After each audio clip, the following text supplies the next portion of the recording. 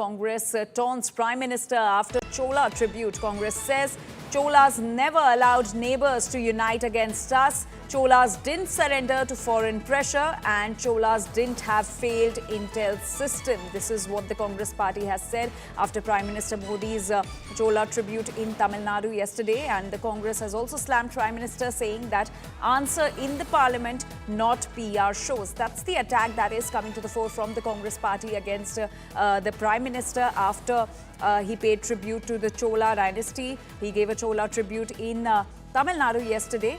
And let's listen in to what Prime Minister Modi said. चोला राजाओं ने अपने राजनयिक और व्यापारिक संबंधों का विस्तार श्रीलंका, मालदीव और दक्षिण पूर्व एशिया तक किया था।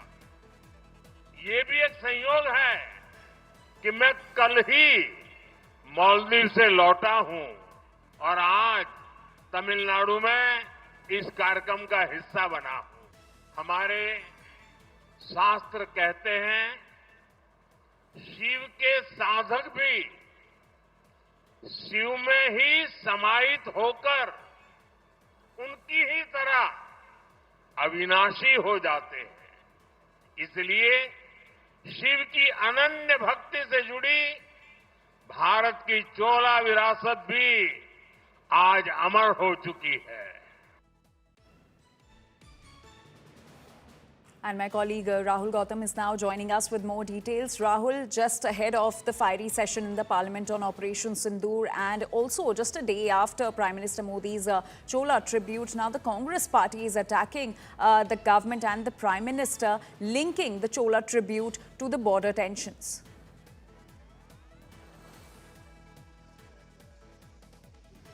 Absolutely. And, this has come in from Congress MP from Tamil Nadu, Mr. Manikam Tagore, who put out a tweet saying that unlike Chola kings, the Modi government had surrendered before Donald Trump, and how there was a faulty and a flawed intelligence system that was put in place, unlike Chola kings. So essentially one can say that the Congress MP is invoking legacy of Tamil Chola kings, because of the simple fact that Prime Minister Narendra Modi was in Tamil Nadu. He had visited 1,000-year-old temple also that were constructed by erstwhile Tamil Chola kings. So you can say, in a way, by invoking the legacy of Tamil Chola kings, the Congress MP is trying to put out a narrative that the Prime Minister is running away, from real answers. He's only indulging in PR shows, not answering on Operation Sindoor in Parliament, but at the same time, he's trying to milk the rich legacy and traditions of Tamil Nadu. Now, remember,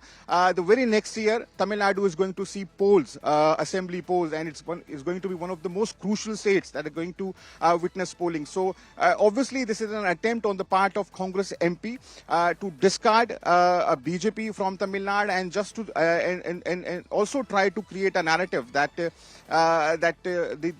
legacy or the glorious heritage of Tamil Nadu actually belongs to Tamil Chola kings, and the Prime Minister is only trying to exploit it for political gains. You can expect that this is also going to be echoing in the Parliament, given the fact that not just Manikam Tagore, but we are learning from our sources, many DMK MPs, many Congress MPs are going to come armed and loaded with this issue, and obviously they would be trying to equate as to how the legacy or the contributions of Tamil Chola kings was far more better than the incumbent government. So as far as Congress is concerned, you can expect that this is also going to be one of their weapons in terms of cornering government on the issue of Operation Sindoor in both the houses of the Parliament. All right, Rahul, thank you so much for getting us all those details and for that context.